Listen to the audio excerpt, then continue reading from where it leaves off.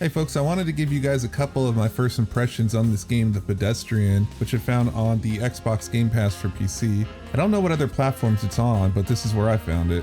Essentially, it's a 2D puzzle game in a 3D world in which you're a stick figure, but you're kind of jumping around like signs or pieces of paper or flat surfaces. So it's a 2D platforming game, but within a 3D world. I know it sounds weird.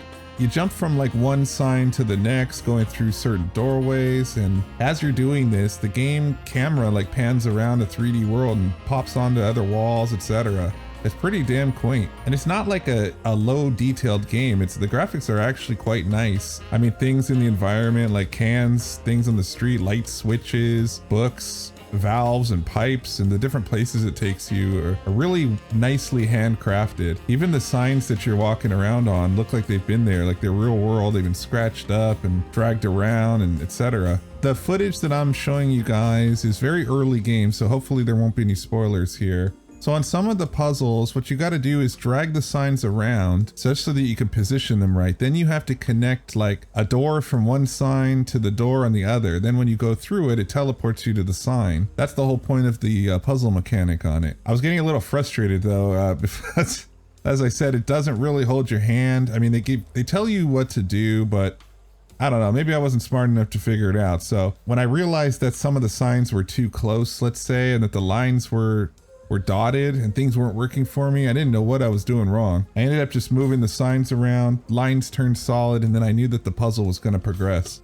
Without being too spoilery, a lot of the puzzles require you to choose which door you want to go to on the next sign, and the obvious choice may not be the correct one, and which is the whole point of solving puzzles, right? You're supposed to figure it out. I would say the gameplay is very good. It's fluid. The character jumps around like you would expect him to. The only time I had a little bit of trouble was when I was switching from controller to keyboard. I thought it might be quicker to use the mouse, but then I had to struggle with like jumping with spacebar, which I know is pretty standard, but I'm a controller boy. So most of the time if I have a choice, I'm playing with a controller. Come at me. But what happened was when I switched from controller to keyboard, I don't know, like all of the keys got locked up and then I wasn't able to do anything else, so I had to switch back.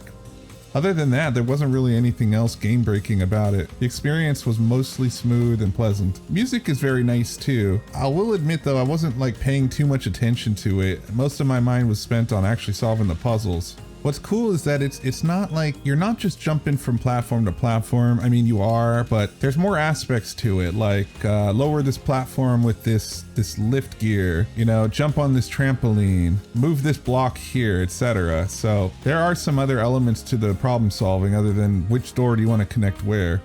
Things start to get more difficult as you go, but that's to be expected with any respectable puzzle game, I should say. So eventually the game starts introducing real world devices. Like at one point I found a battery, which is interesting because the battery was within the sign world, but I plugged it into an actual device, which I think was a Game Boy, or it looked like one.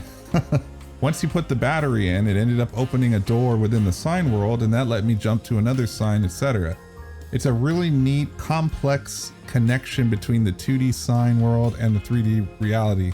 There were a couple points where I actually had to push a button to open like an elevator door or push in the right sequence in the sign world, and that ended up moving something in the real world. And I thought that was just really, really cool. And the fact that the graphics looked nice made it real believable that I was actually this stick figure walking around in this world. That's about all I have to say about the game. Like I said, this isn't like a full review.